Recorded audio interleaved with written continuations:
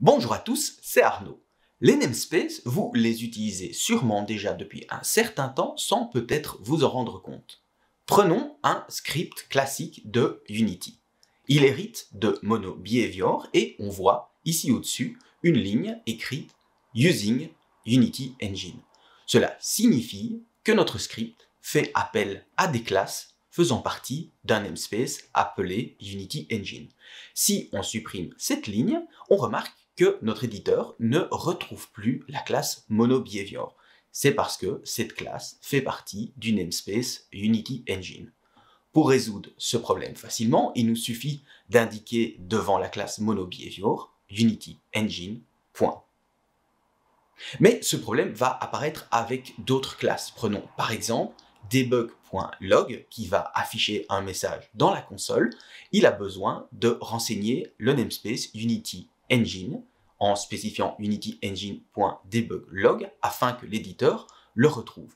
En gros, utiliser la ligne Using Unity Engine, c'est un raccourci pour dire à l'éditeur que nous allons utiliser des classes faisant partie de ce namespace sans devoir le réécrire à chaque fois qu'on les appelle. Mais donc, qu'est-ce qu'un namespace? Comment pouvons-nous créer nos propres namespaces et surtout quels sont leurs avantages pour améliorer l'architecture de nos projets et booster les temps de compilation? C'est tout ça que nous allons voir aujourd'hui. C'est parti!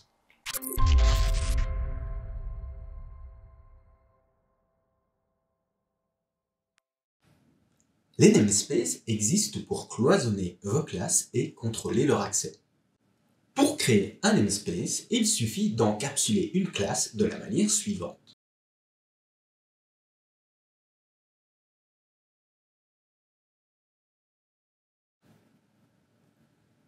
Il est également possible d'insérer un namespace au sein d'un autre namespace.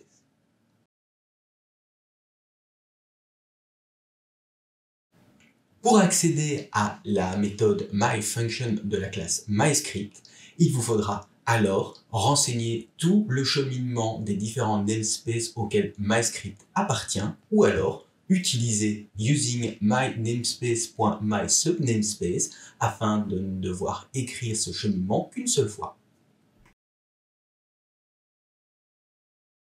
Par défaut, tous vos scripts sont intégrés dans un namespace global de Unity, mais en parcourant les options des Project Settings, vous pouvez spécifier un namespace personnalisé dans la partie Editor.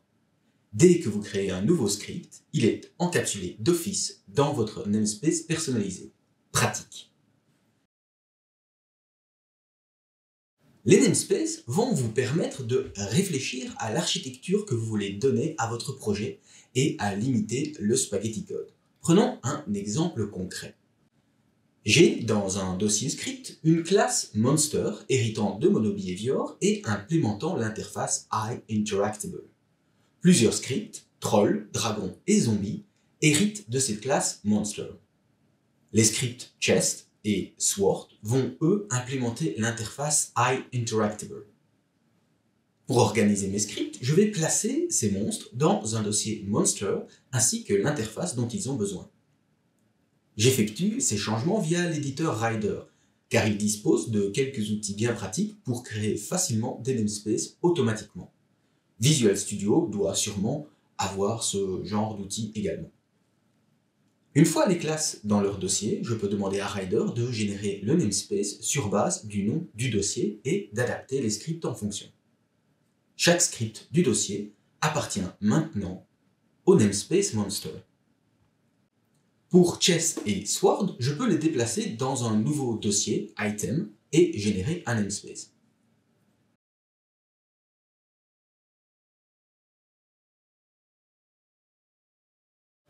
Mais voilà que mes classes chest et sword font maintenant appel au namespace monster car ils ont besoin de iInteractable. Il n'y a rien de mal à ça et ça ne va pas causer d'erreur dans notre jeu, mais quelque chose me semble quand même anormal. Ces classes ne devraient pas dépendre du namespace monster. Une manière de régler ce problème sera en ajoutant un nouveau dossier core et d'y glisser l'interface iInteractable et créer un nouveau namespace. Maintenant, les monstres et les items ne seront plus liés entre eux, mais feront appel au namespace core contenant l'interface dont ils ont besoin. Si améliorer l'architecture de vos jeux vous intéresse, si vous voulez découvrir des nouveaux assets Unity indispensables pour vos projets ou découvrir des nouveautés dans le moteur, eh bien, n'hésitez pas à vous abonner à la chaîne si ce n'est pas déjà fait, cliquez sur la cloche, laissez un pouce bleu, un commentaire, ça fait grandir la chaîne, on est de plus en plus nombreux et tout ça, c'est grâce à vous, merci beaucoup, on continue. Dernière chose et non des moindres, utiliser des namespaces va limiter le risque de conflit avec les scripts d'autres packages. Imaginons un package d'un de vos collègues contenant un script nommé MyAwesomeScript. Et un script du même nom est également présent dans votre projet, mais faisant des choses totalement différentes. Lorsque vous importez le package, vous êtes sûr de rencontrer un conflit car il ne peut pas y avoir deux classes du même nom dans le même namespace. Voilà pourquoi encapsuler vos classes dans un namespace spécifique va vous protéger de ce genre de conflit. Maintenant que vous avez découplé vos classes, en les isolant dans des namespaces, il vous sera facile d'ajouter des assembly definitions. J'ai déjà fait une vidéo sur le sujet, mais pour rappel, les assembly definitions vont améliorer vos temps de compilation à chaque modification de script et limiter le spaghetti code. Allez vite y jeter un coup d'œil. Merci beaucoup d'avoir regardé cette vidéo jusqu'au bout, j'espère qu'elle vous a plu et que maintenant vous en savez davantage sur les namespaces et à quel point elles peuvent vraiment améliorer l'architecture de vos projets et vous mâcher le travail pour après utiliser des assembly definitions. Si ce type de vidéo vous intéresse, n'hésitez pas à jeter un coup d'œil sur les autres tutoriels de cette chaîne, lâchez un pouce bleu, dites-moi en commentaire ce que vous en pensez, abonnez-vous si ce n'est pas déjà fait, activez la cloche pour ne pas manquer les prochaines vidéos. Si Unity Dots vous intéresse, il y a une playlist pour ça, ainsi que sur les patterns de programmation que j'utilise quotidiennement dans tous mes projets. En attendant les prochaines vidéos, je n'ai plus qu'à vous souhaiter une bonne soirée, une bonne journée, à très bientôt, allez, bisous.